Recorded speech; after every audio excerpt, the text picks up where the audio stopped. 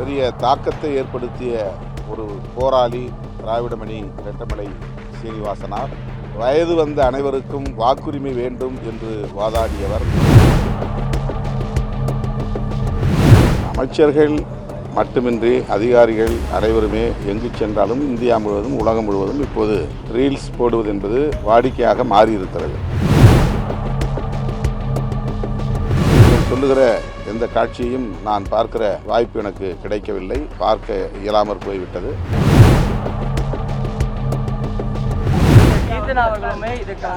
அது போதும், அந்த கேள்வி போதும்.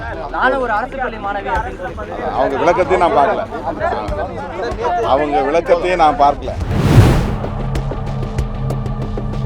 இப்போது ஜூலை 1ஆம் தேதி கூட்டணி தொடர்பாகத்தான் முதலமைச்சர் ஆதரவு நல்கிய கட்சிகளோடு பேச்சுவார்த்தை நடத்தினார். ஆனால் அந்த கூட்டத்தில் இறுதி முடிவு எதுவும் எடுக்கப்படவில்லை. ஆகவே அதன் பொருள் என்ன? இன்னும் தாவேகா தலைமையில் ஒரு கூட்டணி அமையவில்லை என்றுதான் பொருள். திராவிட இயக்கத்தின் முன்னோடிகளுள் மூத்தவர் திராவிடமணி ரெட்டமலை சீனிவாசனார். அவருடைய பிறந்த நாளில் அவருடைய பங்களிப்புகளை நினைவு கூர்ந்து அவருக்கு எமது செம்மாந்த வீர வணக்கத்தை செலுத்துகிறோம். தமிழக அரசியலில், ஏன் அகில இந்திய அரசியலில் பெரிய தாக்கத்தை ஏற்படுத்திய ஒரு போராளி திராவிடமணி ரெட்டமலை சீனிவாசனார். காந்தியடிகளோடும் நெருங்கி பழகக்கூடிய வாய்ப்பை பெற்றவர். புரட்சியாளர் அம்பேத்கர் அவர்களோடு லண்டனில் நடைபெற்ற வட்டமேசை மாநாட்டில் பங்கேற்று வயது வந்த அனைவருக்கும் வாக்குரிமை வேண்டும் என்று வாதாடியவர். சாதி ஒழிப்பில் புரட்சியாளர் அம்பேத்கருக்கே முன்னோடியாக விளங்கியவர்.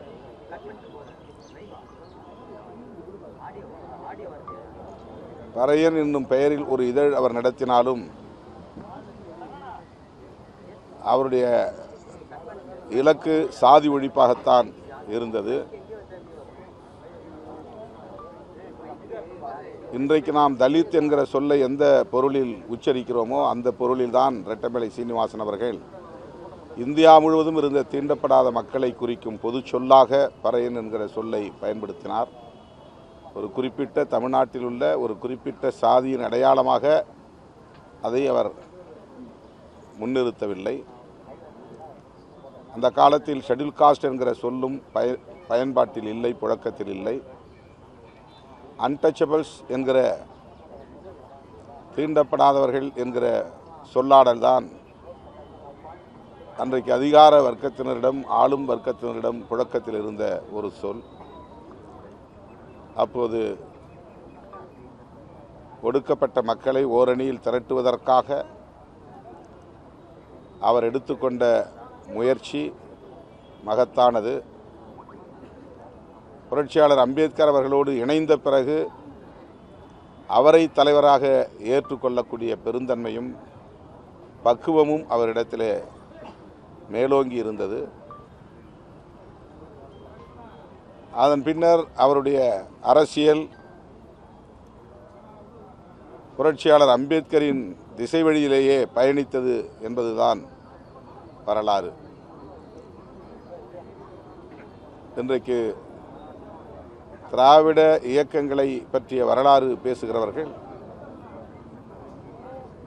ரெட்டமலை சீனிவாசன், பண்டிதர் அயோத்திதாசர் ஆகியோரையும் நினைவு கூர்ந்துதான் பேச முடியும் என்கிற அளவுக்கு இந்த அரசியலில் பெரும் பங்களிப்பை செய்த மாமனிதர் ரெட்டமலை சீனிவாசனார்.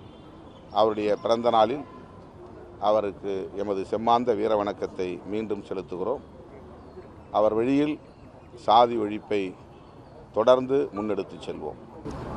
சார், அமைச்சர் கீர்த்தனா நேற்று ஆய்வு பண்ணியிருக்காங்க பள்ளிக்கூடத்தில். அங்கே வந்து குழந்தைகளை அவங்க கேட்ட கேள்விகளும் அது பல விமர்சனங்கள் இருக்கு. எப்படி பார்க்கலாம்? என்ன சொன்னாங்க தெரியல, நான் பார்க்கல. தன்னம்பிக்கை தொடர்பாக தான் அவங்க கேட்டிருக்கிறாங்க. அரசு பள்ளிகளில் மாணவிகள்கிட்ட வந்து ஆங்கிலத்தில் தன்னுடைய ஆங்கில புலமையை காட்டுவதாக வந்து எதிர்க்கட்சிகள் வந்து விமர்சனம் வச்சுருக்காங்க. குறிப்பாக அங்கே இருக்கக்கூடிய பள்ளி மாணவியிடம் வந்து ஆங்கிலத்தில் கேள்வி கேட்டு அவங்களுக்கு வந்து ஆங்கிலம் தெரியலை அப்படின்ற மாதிரியான முன்னெடுப்பை எடுத்து வந்து அந்த கேள்வியை கேட்டிருக்காங்க தன்னுடைய ஆங்கில புலமையை காட்டுறதுக்காகன்னு எதிர்க்கட்சிகள் விமர்சனம் வச்சுருக்காங்க. அமைச்சர் கீர்த்தனா இதற்கு பதில் சொன்னால் சிறப்பாக இருக்கும். தொடர்ந்து இது போன்ற குற்றச்சாட்டுகள் சார், அரசு பள்ளிக்கு போறாங்க, பல்வேறு இடங்களில் ரீல்ஸ் எடுக்கிறாங்க, அதுவும் கட்சிக்காரங்களும் ரீல்ஸ் எடுக்கிறாங்க, குற்றச்சாட்டு வருது தொடர்ந்து. அரசு அலுவலகங்கள் இது மாதிரி பொது இடங்களுக்கு போகும்போது ஒரு சென்சிட்டிவிட்டி இல்லாமல் சில விஷயங்களில் வந்து அமைச்சர்களே ஈடுபடுவது வந்து ரொம்ப ஒரு தவறான ஒரு முன்னுதாரணமாக இருக்குன்றது தான் குற்றச்சாட்டாக வைக்கிறாங்க. ஒரு சென்சிபிளாக இருக்கணும் அப்படின்றது தான் அந்த ஒட்டுமொத்தமான அந்த கான்செப்ட். அதை எப்படி பார்க்குறீங்க? அமைச்சர்கள் மட்டுமின்றி அதிகாரிகள் அனைவருமே எங்கு சென்றாலும் இந்தியா முழுவதும் உலகம் முழுவதும் இப்போது ரீல்ஸ் போடுவது என்பது வாடிக்கையாக மாறியிருக்கிறது. ஒரு குறிப்பிட்ட ஒருவர் தான் அப்படி செயல்படுகிறார் என்று நாம் சொல்ல முடியாது. சமூக ஊடகம் வலிமையாக உள்ள இந்த காலச்சூழலில் ஒவ்வொரு அசைவையும் சமூக ஊடகங்களில் பதிவு செய்வது தவிர்க்க முடியாததாக மாறியிருக்கிறது. அது பொது ஒழுங்குக்கு கேடாக இருக்கும் என்றால் நாம் சுட்டி காட்டுவோம். கட்டாயம் அமைச்சர்கள் அதை உள்வாங்கிக் கொள்வார்கள், தேவைப்பட்டால் அதை தவிர்ப்பார்கள் என்று நான் நம்புகிறேன். நீங்கள் சொல்லுகிற எந்த காட்சியையும் நான் பார்க்கிற வாய்ப்பு எனக்கு கிடைக்கவில்லை, பார்க்க இயலாமற் போய்விட்டது. ஆகவே அது குறித்து மேலும் கருத்து சொல்ல எதுவும் இல்லை. அமைச்சர் கீர்த்தனா அவர்களுமே இதுக்கு வந்து அது போதும், அந்த கேள்வி போதும். நானும் ஒரு அரசு பள்ளி மாணவி அப்படின்னு சொல்லி அவங்க விளக்கத்தையும் நான் பார்க்கல. அவங்க விளக்கத்தையும் நான் பார்க்கல. திமுக தலைவர் அறிவிச்சாருன்னு சொல்லியிருந்தீங்க. அது வந்து நீங்க கூட்டணியில் இடம்பெற்று அமைச்சர்கள் பங்கேற்றதுக்கு அப்புறம் எப்படி அது கூட்டணி தொடரும்? அது ஆட்டோமேட்டிக்கா வெளியே வந்ததுக்கான அர்த்தமா தானே ஆகும். அது எப்படி அறிவிச்சாருன்னு சொல்றீங்க? அது முரணா ஏற்படலையா? நாங்கள் வந்து அமைச்சர்களை சேர்ந்த உடனே இன்னொரு கூட்டணியில் சேர்ந்துட்டோன்னு அதுக்கு பொருள் இல்லை. அது நான் ஏற்கனவே முதல்ல சொல்லிட்டேன். ஆட்சி அமைப்பதற்கு 2 இடங்கள் பற்றாக்குறையாக இருக்கிறது. விசிக ஆதரவு வேண்டும் என்ற கடிதம் வெளிப்படையாக முதலமைச்சர் திரு விஜய் அவரிடமிருந்து அப்போது வந்தது. இந்த கூட்டணியில் இடம்பெற்ற காங்கிரஸ் ஆட்சி அமைக்க ஆதரவு அளித்தது. இடதுசாரி கட்சிகள் ஆட்சி அமைக்க ஆதரவு அளித்தது. அப்படித்தான் விடுதலை சிறுத்தைகள் கட்சியும் வெளியிலிருந்து ஆதரிக்கிறோம் என்று ஆதரவு அளித்தோம். அவ்வளவுதான். 10 நாட்கள் கழித்து தான் அமைச்சரவையில் இடம்பெறுவது என்ற முடிவை நாங்கள் எடுத்தோம். அதன் பிறகு என்னை ஊடகவியலாளர்கள் சந்தித்த பொழுது திமுக கூட்டணியில் இருக்கிறீர்களா என்று கேட்டார்கள். அப்போதும் நான் ஆம், இன்னும் நாங்கள் அந்த கூட்டணியில் இருப்பதாகவே உணர்கிறோம். அமைச்சரவையில் இடம்பெற்றாலும் கூட நாங்கள் தவேக கூட்டணியில் இணைந்து விட்டோம் என்று சொல்லுவதற்கு அதிகாரபூர்வமான எந்த நிகழ்வும் நடைபெறவில்லை என்ற கருத்தை சொல்லியிருந்தேன். இப்போது ஜூலை 1ஆம் தேதி கூட்டணி தொடர்பாகத்தான் முதலமைச்சர் ஆதரவு நல்கிய கட்சிகளோடு பேச்சுவார்த்தை பேசினார், கலந்தாய்வில் பங்கேற்றார். ஆனால் அந்த கூட்டத்தில் இறுதி முடிவு எதுவும் எடுக்கப்படவில்லை.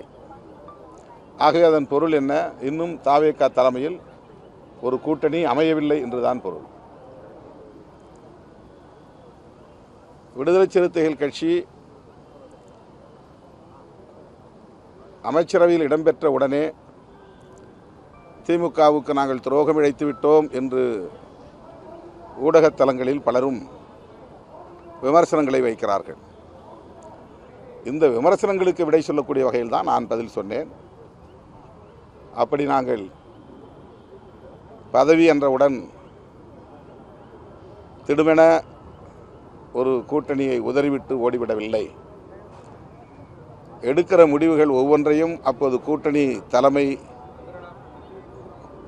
என்கிற முறையில் அண்ணன் ஸ்டாலின் அவர்களிடத்திலே கருத்துக்களை பகிர்ந்து கொண்டோம். அவரை சந்தித்தும் பேசியிருக்கிறோம். அதைத்தான் நான் சொன்னேன்.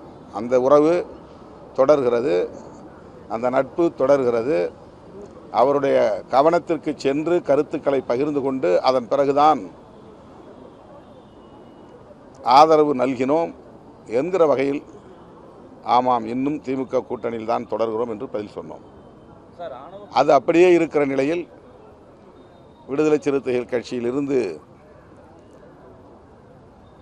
அதிருப்தி அடைந்த ஒரு முன்னணி பொறுப்பாளரை திமுகவில் இணைத்தது எங்களுக்கு அதிர்ச்சி அளித்தது. அந்த அதிர்ச்சியை நான் வெளிப்படுத்தினேன், அவ்வளவுதான். சார், ஆணவ படுகொலை சம்பந்தமா அரசியலும் பங்கேற்றிருக்கீங்க, அதுக்கப்புறம் ஆனால் ஒரு அழுத்தத்தை கொடுக்க திட்டமிட்டிருக்கீங்க, அழுத்தம் கொடுத்துருக்கீங்களா, வலியுறுத்திருக்கீங்களா? தொடர்ந்து அதை கேட்டுக்கிட்டே இருக்கிறாங்க. தொடர்ந்து நாங்கள் அந்த ஆட்சியிலும் வலியுறுத்தினோம், இந்த ஆட்சியிலும் வலியுறுத்துகிறோம், தொடர்ந்து வலியுறுத்துவோம். ஒரு நல்ல முடிவு எட்டும் வரையில் வலியுறுத்தி கொண்டே இருப்போம்.